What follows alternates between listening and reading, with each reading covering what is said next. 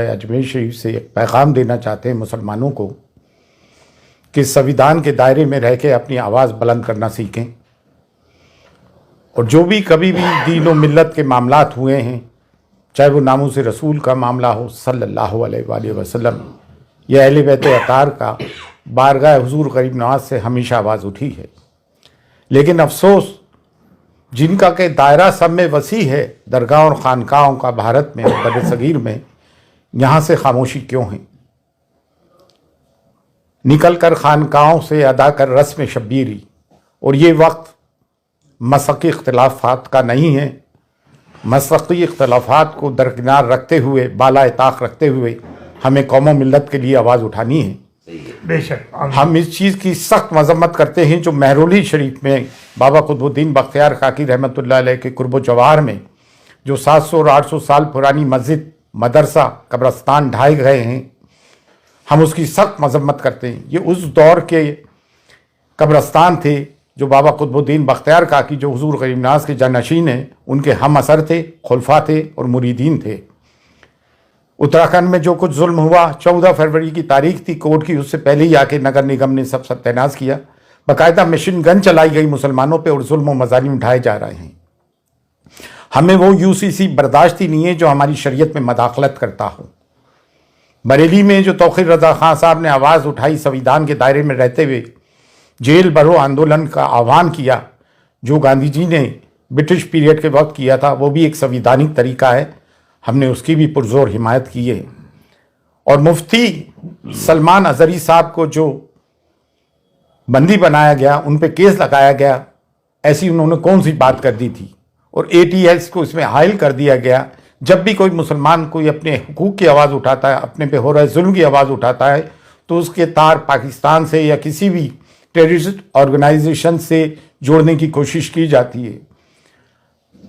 सब्र की, सहनशीलता की एक इंतहा होती है। गुज़िश्ता 10 साल से मीडिया एंटी इस्लाम और एंटी मुस्लिम उस पर कारमंद है। लोगों के दिलों में जहर भर दिया है। मिडाइवल पीरियड में तारीख में क्या हुआ, हिस्ट्री में क्या हुआ, इतिहास में क्या हुआ, उसके ज़िम्मेदार हम कतई तौर से नहीं। पार्टीशन के हम जिम्मेदार नहीं। फिर हमारे पर ये मजालिम और जुल्म क्यों उठाए जा रहा है?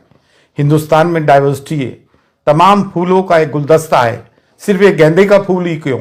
इसमें चमेली भी है, चंपा भी है, मोगरा भी है, गुलाब भी है। सबको लेके भारत बना है हमारा। संविधान हमें हक देता है। और अब किसी कोई भी नगर निगम का बुलडोजर गैर कानूनी तौर से हमारे घरों को बुलडोज करता है, तो सब के सब मैदान में उतर के आओ और संवैधानिक तरीके से अपने लोगों की हिफाजत करें।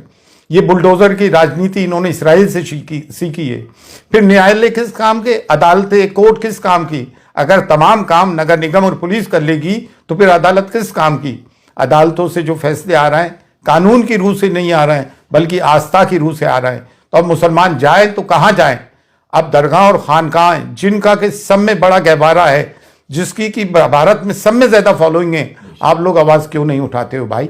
बारगाह गरीब नवाज जो कलीदी दरगाह है, जब यहाँ से आवाज़ उठा रही है तो आप लोग भी आए और खुलकर अपनी आवाज़ उठाएं। ये ना सोचे कि मैं खामोश रहूँगा तो बच जाऊँगा। नहीं, ये हम पे यलगार कर दिया गया है और संविधान हमें हुकूक देता है कि हम अपनी बात को संविधान के दायरे में रहते हुए डेमोक्रेटिक तरीके से आवाज़ उठाएं।